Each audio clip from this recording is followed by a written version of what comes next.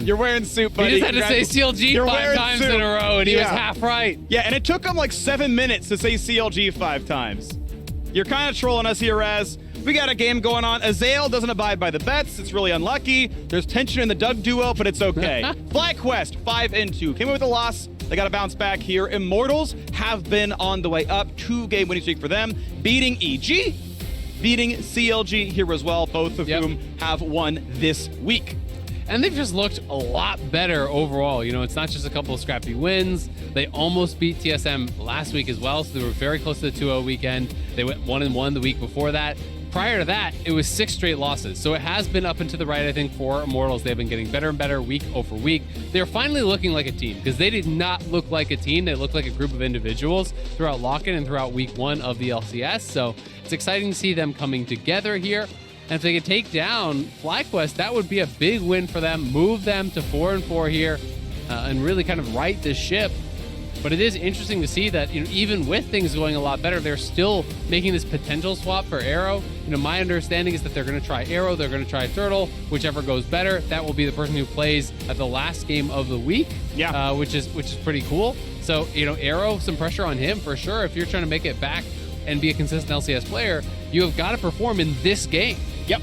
And the thing is, looking at his history in Academy, 26 games, he's just like a Jinx Aphelios 2-trick, right? Across 26 games, 22 on Jinx Aphelios, 11 apiece. The Jinx has gone far better than the Aphelios, so even though both were up, FlyQuest go, Jinx is more important. We're going to lock the one in for Johnson, put Arrow on a champion he has not performed as well upon, and it may be a rough look. We'll see what comes through to this one. Volibear locked in as well for some early game jungle pressure. I do think this is one champion who is a bit underpicked. I think he is very, very good. I know we used to see a lot of the Lee Sin Xin Zhao, but I think Volibear really works well to get stuff going early game. Yeah, I agree. Especially I think if you have other, you know, strong lanes that can kind of follow up or set up.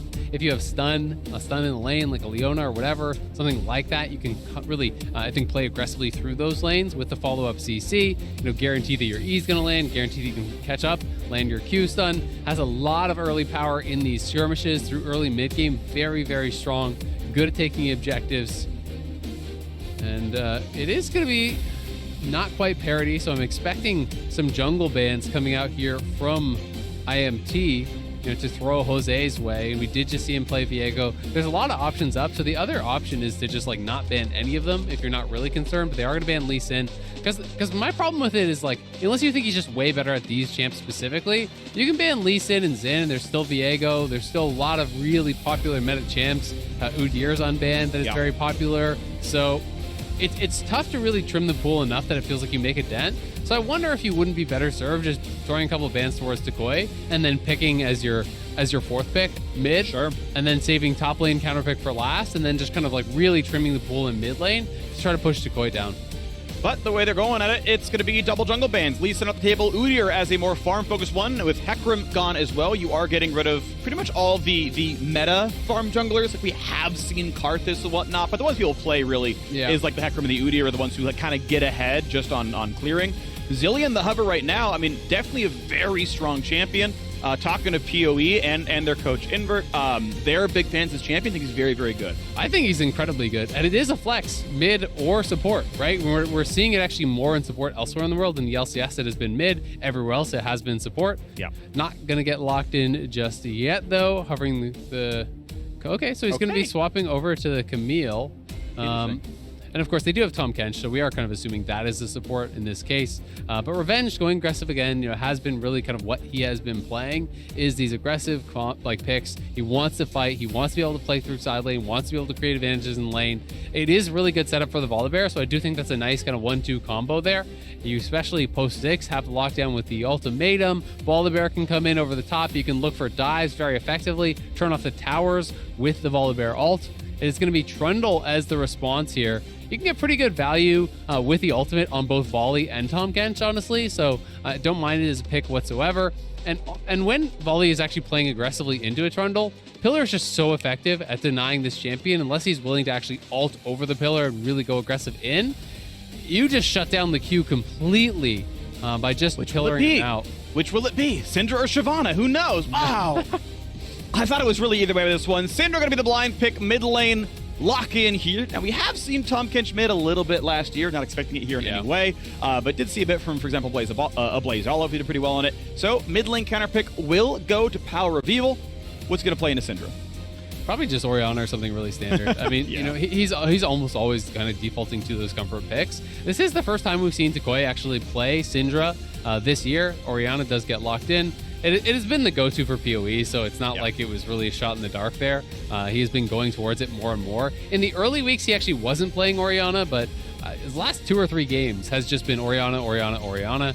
And we'll see how he's going to be able to do into this matchup against Toucouille, who, you know, this is kind of the player that most people were comparing Toucouille with. You know, it is actually PoE. People were saying, you know, yeah, he's as good as this guy on control mages, and they are going to be able to have this matchup here. One of the most played for Toucouille throughout his career is the Syndra. It's actually his second most played, 58% win rate, 17 games. So both these people playing comfort, and I'm excited to see them kind of do battle, because I do think they're 2 of our premier control mage players in the league. Absolutely, and it's going to be fun to watch this one played out. Certainly, Syndra versus Orianna has been, to say it in a certain way, played out. It's a really common matchup in the mid lane.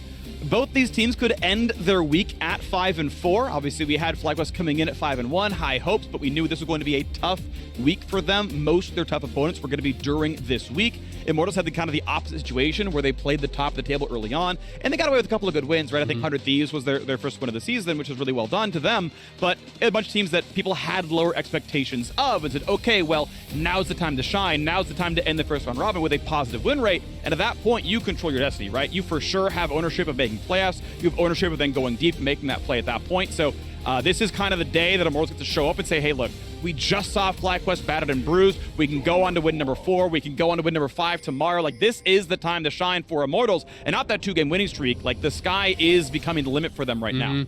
Yeah, and with a lot of the teams, I think that were somewhat expected to have really stronger starts than they did. You know, TSM has fallen down a lot. People had them, you know, kind of projected as a top 5 team. EG has had some struggles, though they did just come off an amazing game. You know, it does kind of open the door for a team like Immortals, if they start continuing on this trend, continuing to pick up wins, to be, you know, a top 4, top 5 team potentially. The door is open.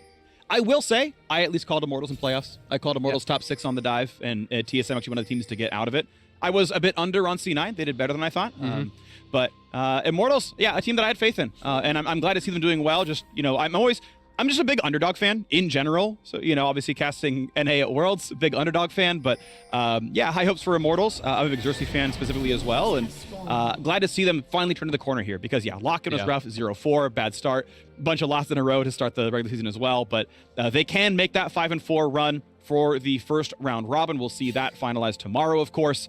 And PoE is on comfort, right? It is Immortals kind of locking in their play style. It's like, yeah, it's not flashy, it's not spicy, but yeah, PoE is on Orianna again. And like, hey, if that works for you and you win games, great. Absolutely, and that's how he's made his career, right? He really hasn't been a player to be super flexible. He's almost always going to control mages, pretty much regardless of the meta. Every once in a while, he mixes it up and tries something new, but almost always he is going back to control mages. He has been very good for so many years on them. Is going to be playing Phase Rush, which is pretty much always what you want to go against Trundle. You know, it just answers the slow from the pillar very effectively. I will say I'm a little bit surprised that Johnson is actually going Cleanse here against the Felios TK lane. Like, yes, you can actually cleanse maybe a hookshot stun or a volley stun or potentially a root, but I just think you would have normally gone heal in this case. It just doesn't feel like there's enough of a consistent threat of that CC that it's going to outweigh what you get from heal. Personally, a much bigger fan of actually Exhaust. I think we've been seeing players have been shifting their behavior more and more toward going Exhaust and AD carries. I think in most situations it's actually correct. Anyone who meaningfully threatens you, you're in range of Exhaust and you cut their damage by 30%. That's going to do more in a lot of cases than your cut in half heal. Sometimes Cleanse, sure, right? You're against Ashe or a Threshold or whatever, but I think Exhaust is almost the go-to. It's interesting because you're saying people are going to it more. I would say in the early weeks and especially in lock-in people were, but I feel like mostly marksmen have kind of abandoned it. They've gone back towards Cleanse and heal, it feels like. So it is interesting, but I do agree. It's a nice little Chomper Flay combo. Yo, he's so good! It's already going to be flashed down for Arrow. All Summoner's gone! Afro, man, that does not miss, but now in the top side, Xerxes here, flash stun, hookshot gonna land. That's gotta be enough damage! First blood in the top lane! Powerful combo there. Volibear plus the Camille. They land the stuns, able to get in, take down Kumo, and he loses his flash. That really hurts here the Ignite is going to be up way before your flash is up, so they can just look to repeat on that timer. Takoi shoving in here mid. Jose is looking to set up. His Power of Evil is getting pretty low on health and mana.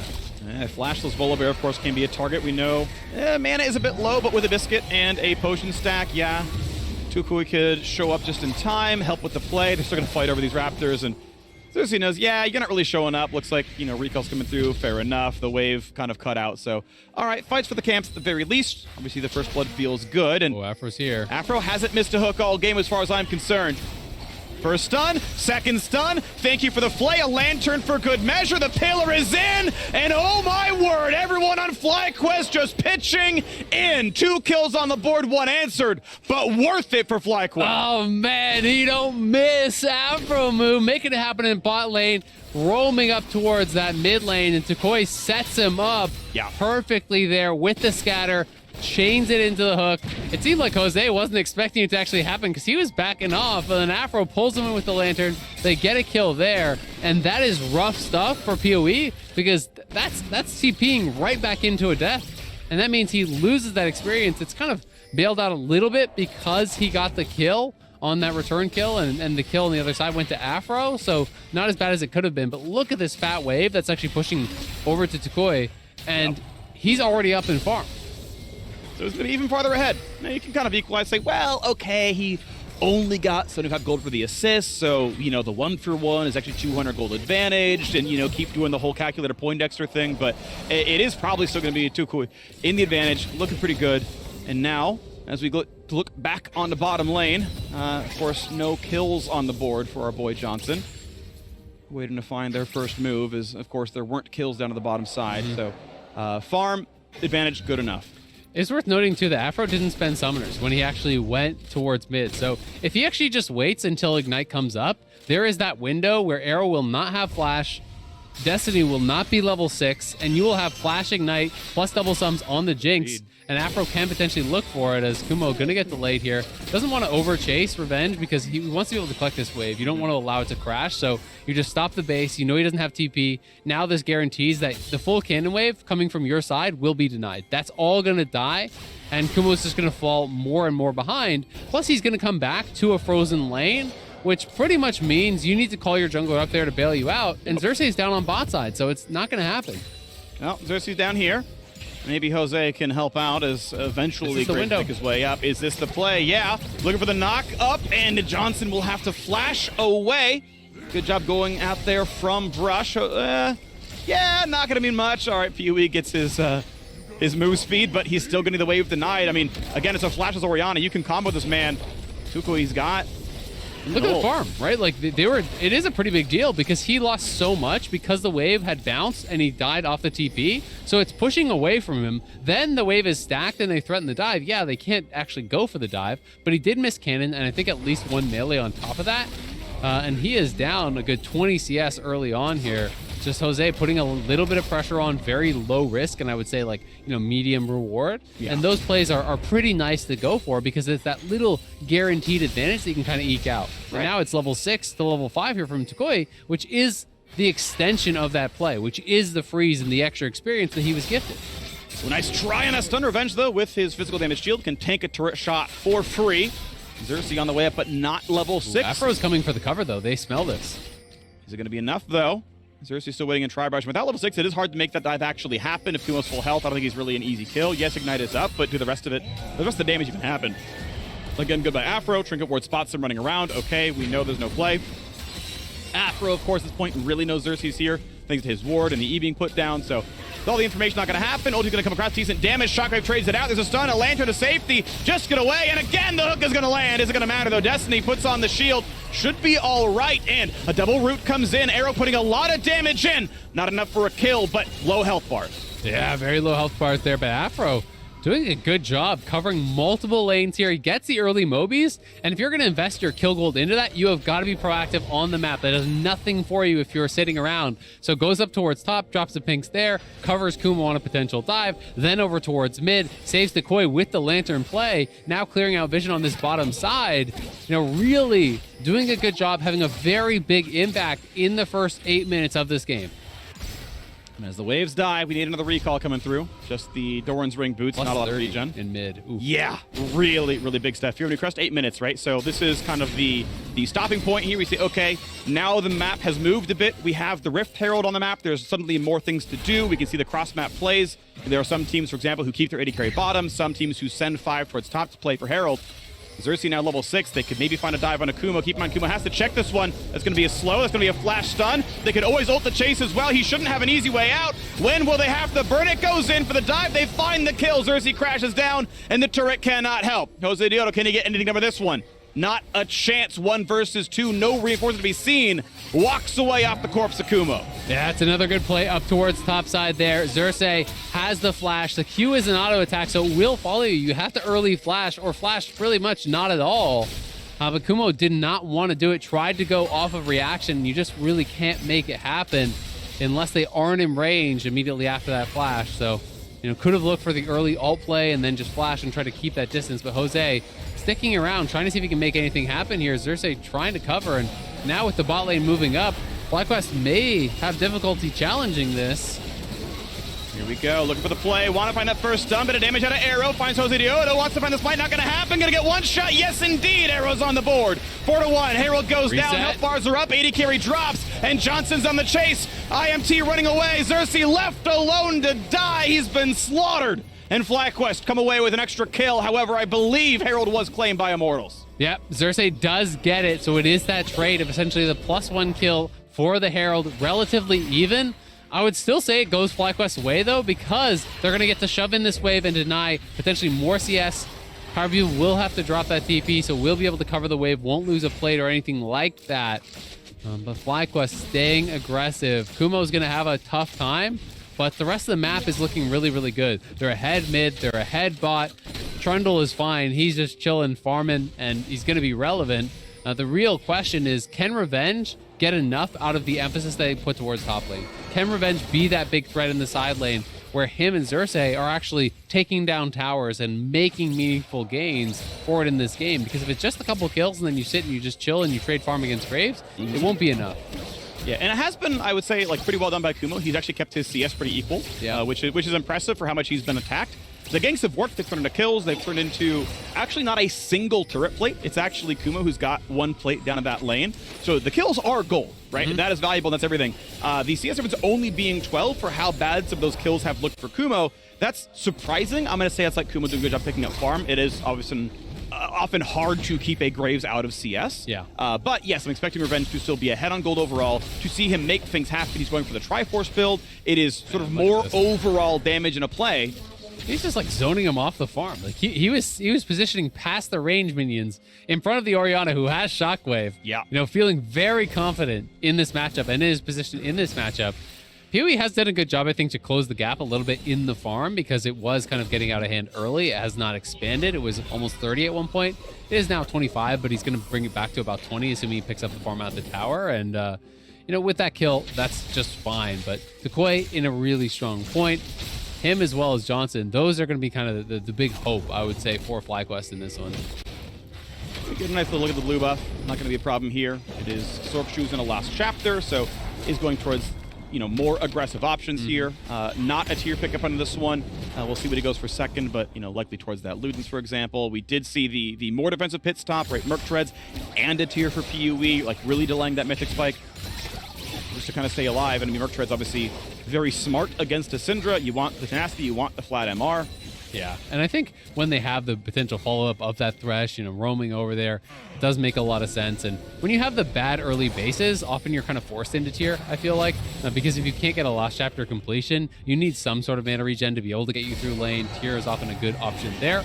Immortals the ones, though, despite the losing bot, the losing mid, to actually take the first dragon, because FlyQuest hasn't really been paying any attention towards it. It's very similar to the EG game, where it is a late first dragon.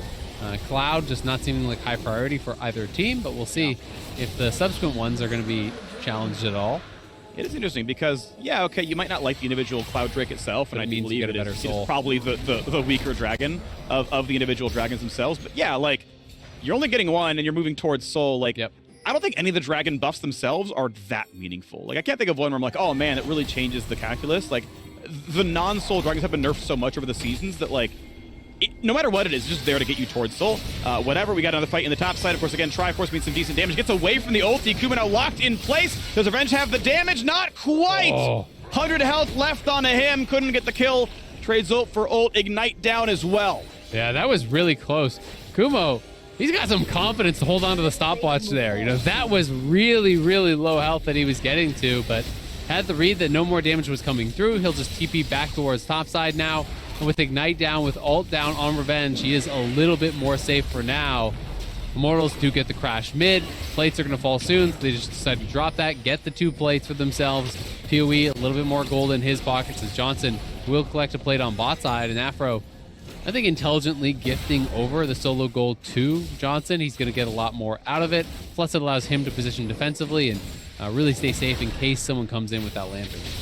Game remains close, though. Farm fitted back and forth mid lane. 600 gold difference. Bot lane only 500. Afro, of course, still ahead thanks to the kill he secured from, I believe, targeting mid lane all that while ago. Jose Diodo. Pillar doesn't actually spot what he wants to know. That's going to be a huge CC chain, and he tries to kill the ward, but it's invulnerable during the teleport, I do believe, and that means Revenge here to say hello. Easy kill onto Jose. 3 minutes till the next dragon. It's not going to mean much for objectives, but it's still a gold injection. It's a good pick for Immortals. I'm just surprised that Revenge actually TP'd for that, because, you know, maybe he thought there was going to be a big fight breaking out, so he does TP in, but there's something to play for on bot side, right? So you TP down, Graves is going to get the shove on top, and that's a Hullbreaker Graves. He doesn't have the confidence to actually walk up to the tower to get some damage down, but at the very least, it relieves a little bit of pressure up there. He's catching up in farm, and it means your TP advantage is gone on that top side. You see, yep, gold, more gold, side boop, bottom scoreboard. Cash money. Still a very close game. Plus money, plus Dragon Immortals winning via the scoreboard.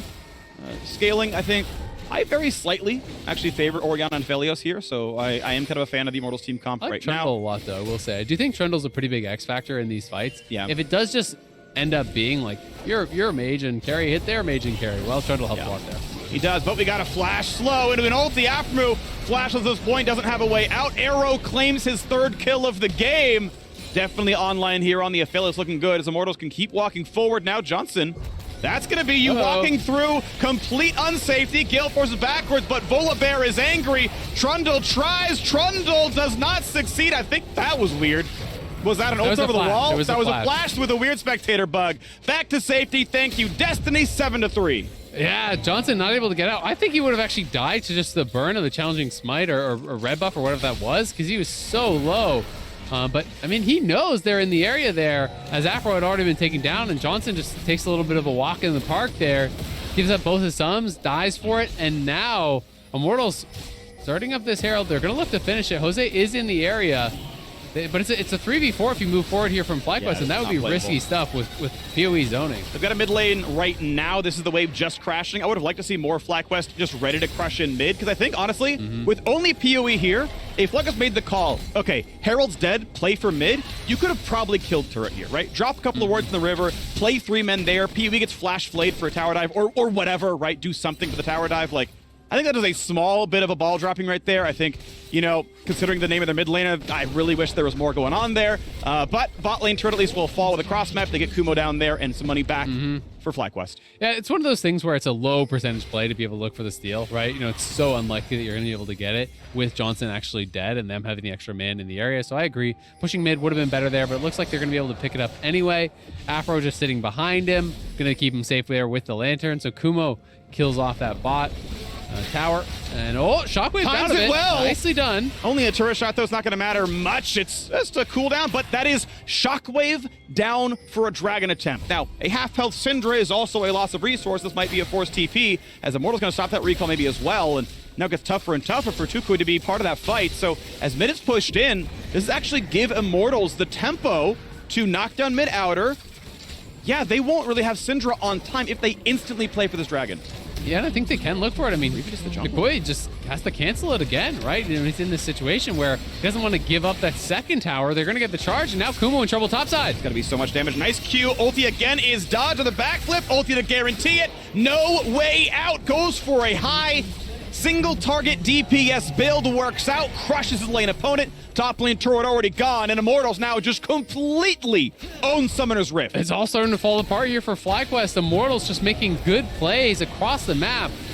It was 2 Heralds to crack the tier 1, but they used that same Herald, that second one, to actually crack the tier 2 as well, getting tremendous value out of that. They take the Dragon very easily on the exit, and things looking so good now. And the advantages were pretty significant for Johnson and Tugoi, but they're gone now. I mean, it's not really any sort of a lead whatsoever for these guys. Arrow is actually ahead bot, and PoE, I would think with the tower gold, is dead even or ahead. Okay, so he's down 100, but really, who cares at that point? Your bot laner's up 500, your top laner's up 1K.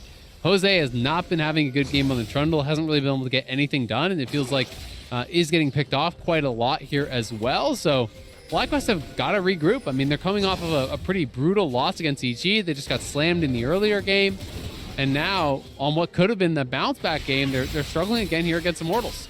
And looking to, maybe even fall to 5-4. The Immortals want to rise to that by Sunday as we get the push forward again. Revenge obviously feels very comfy here against Kumo. The question is, how good is his vision? Nice back step as Kumo actually makes him tank a turret shot, but there's no reinforcement. Shouldn't be much of a kill. Xerxes running back to his side of the map as Afromu played it pretty aggressive. Mid lane turret still not yet dead, and honestly, yeah, Johnson can't put more than one auto in, so here comes the next play.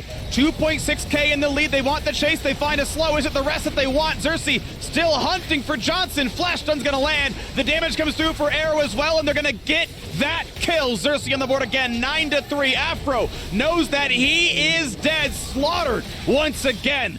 Immortals just crushing this game. It's a great TP flank there from Revenge to get so much. They're heading to Baron, potentially just going to try to do it here on spawn.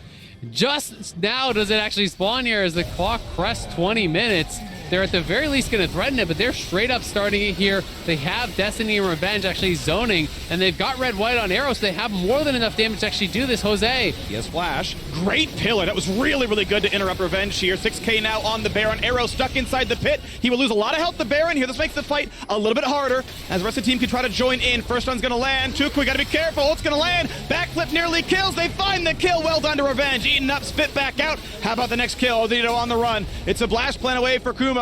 Can they get away? Good pillar buys some time. Distance gets some move speed, and Kumo not going to get away. Revenge should find this kill. A blast plant buys a few more seconds, but I can't believe Kumo lives through this. He goes for the wave. He goes to earn some gold. Revenge here for a little bit more. Another shield for the assist, and they're going to find yet another one. Immortals get kill after kill after kill. 12-3, and they are crushing FlyQuest. Yeah, FlyQuest are able to stop the Baron, but they lose so much for it. Both of their solo laners going down. The TP, the flash off of Kumo as well. Jose going to try to get something here, but Immortals are really playing this aggressively, pushing the pace of the game so well. Xerxes paying a lot of attention to Revenge's lane early, and now that is paying dividends. With the effective TP, this team fighting that has been looking really good from the Camille. I mean, he's level 14 now, highest level in the game at this point. Revenge, I believe, has completed second item. Yeah, Death Dance is through. Death Dance Tabby's Triforce. There's no shot for the Graves. It's against Triple AD. Feels pretty good just to stack that one. Death Dance, a great second item. Actually, based on how this game is going, I like it more than Hullbreaker. He's already winning his side lane matchups anyway. Xerxes going to get hooked in place. Does have ulti, so he's not really in that much danger. In fact, holds everything. FlyQuest know they can't go for broke because they'll never actually finalize the kill, and so nothing really happens. The Hex Gate forward, Revenge again. Straight up tower dive. Round 1 puts Kumo at half HP. Round 2 is Ignite. A good stopwatch immunes the ulti. Finally holds it for what would have been a 4 solo kill. That's probably the best stopwatch he could have gone for, but now that's down, and guess what? Round 3 would be a kill, so off the tower you go. Hullbreaker not needed. He's already too big in the one-on-one. Yeah, I agree. It feels bad to say that the best you can do with your stopwatch is just not getting tower dope from full health. Yeah. But he was actually really intelligent to hold on to it that long. A lot of players would have just pressed it in either of those previous deaths where it would have made no difference whatsoever. So, good usage there, but now trying to collapse here on a Revenge flash hook. Nice sidestep by Revenge is going to be enough. Gets away from the zap. Yes, Revenge has the fingers, and Revenge says, nice try. You will remember today is the day you almost caught me, but it's not going to happen. Catching you sleeping here is... No, Xerxes going to hear you. Are they going to catch him? Okay. He's not greedy on the push. Good job, Kumo. Good job, Kumo. 0-4, though. Unlucky. I know I sung his praises a little bit earlier, but sadly has not been his day. Impact gapped him. In this one, it was more of a 2-on-1, although the More of a jungle gap in this one, I'm going to be honest. This was about Xerxes and the ganks that he pulled off, you know. And once Camille is way ahead, like, you just can't do anything. Like, you're not going to win the all-in ever. It becomes very, very difficult. As you can see, Camille scales incredibly well. You know, Xerxes just had, I think, a really, really strong early game. On the other side of the map, Afro was having a great game, but his carries have not really done much with that lead. You know, Johnson, I think, has misplayed with his lead a few times. Tukoi has not been able to really create much from his advantage either. So, you know, Xerxes path really intelligently, got the right guy ahead, and has reaped the benefits. Right. I mean, you can recount what happened, right? Okay. Hey, Tukui, good job, right? You got your 20 CS lead. We got mid-turret pressured. Mid-turret died 15 minutes after all those kills, right? It was like a 20-minute turret kill. Oh, we had bot pressure because of a gank? Where's the... Oh, no dragons to speak of? Okay, well... Right, like, you know, just measuring the scoreboard. Yeah, nothing happened off those kills. It's FlyQuest. I mean, think about their EG game. They had some stuff going early game, and they got 0 kills from minute 7 onwards. The final death was a no-assisted fountain dive. That's not a kill. That was a death that wasn't even a kill.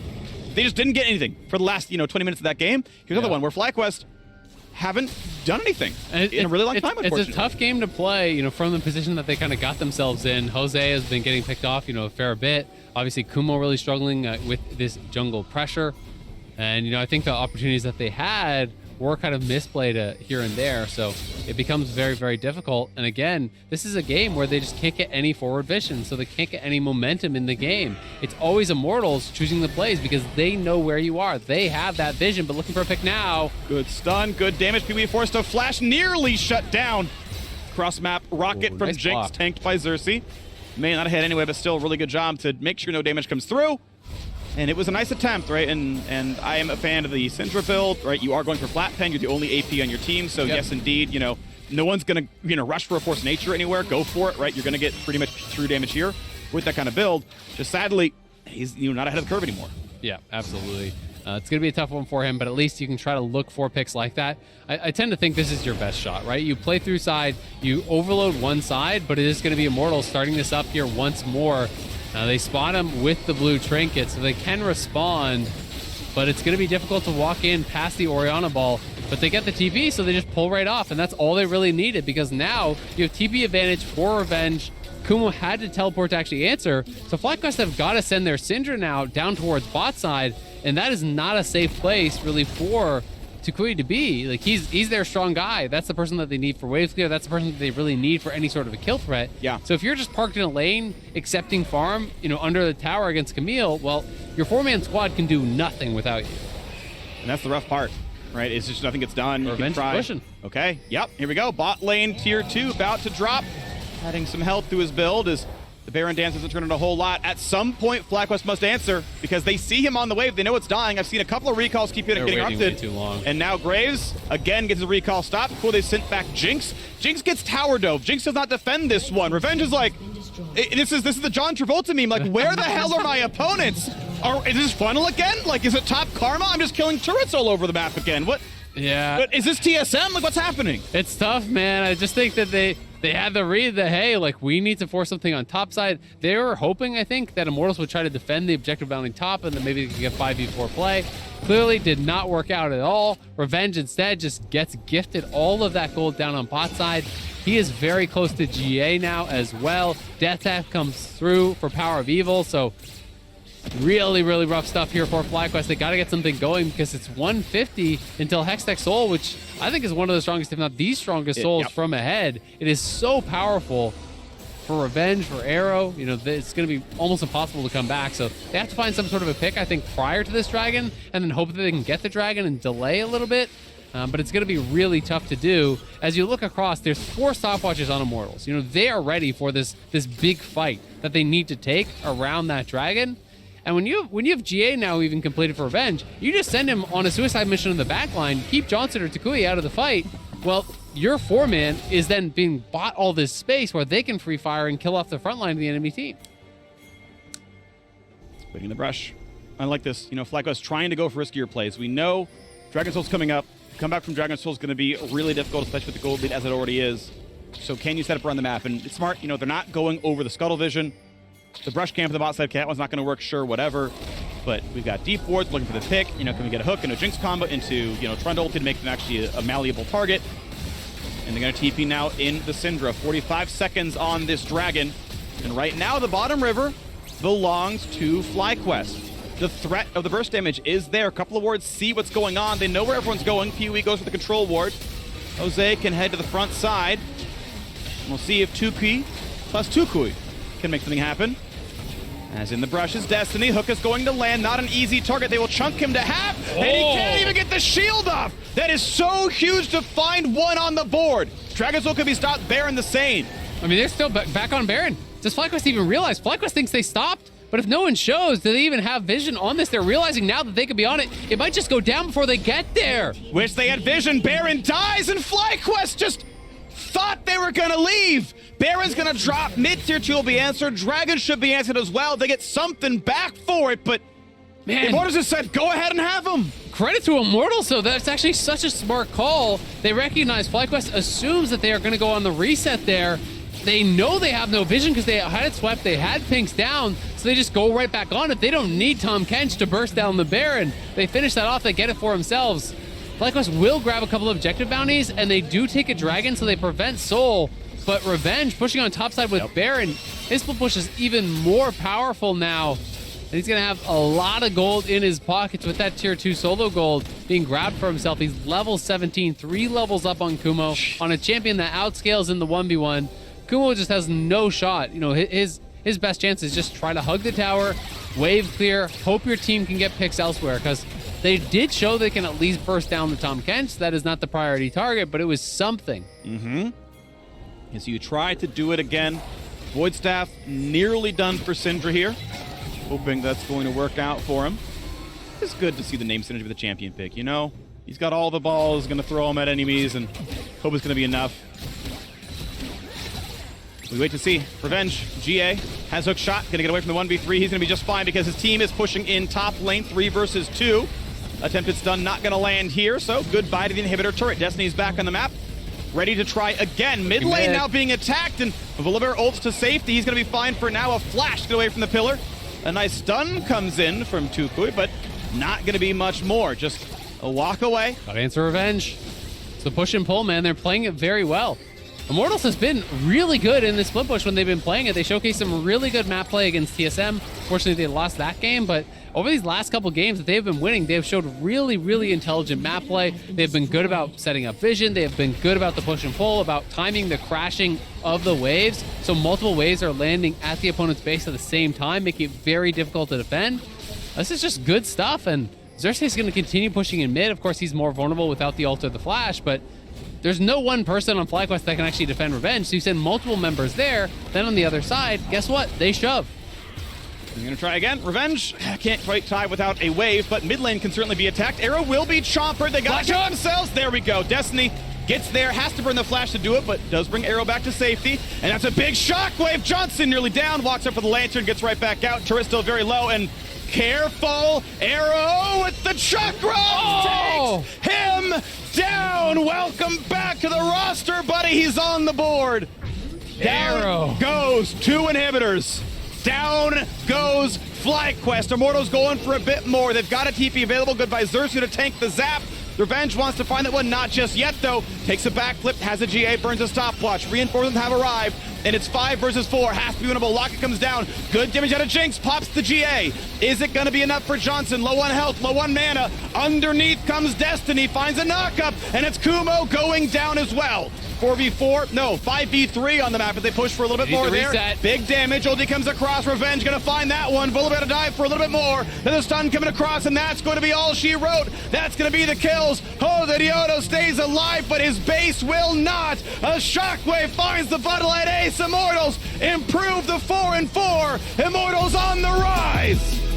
What a turnaround for Immortals over these last couple weeks. Looking absolutely dominant here against FlyQuest, who came into the weekend tied for first place. And FlyQuest, Now back-to-back losses, a couple of tough ones for them as they just didn't really seem like they could get much going. Had a decent early game, but it was the focus on revenge. This is the guy who Immortals built around. He was involved in the roster creation. They put their faith in him as a carry player. Xerxes put his resources into him as an early game jungler, and Revenge really made it worth their while. The TP play, I think, really kind of blew the game open, put them massively in the advantage. And Power of Evil and Arrow, who were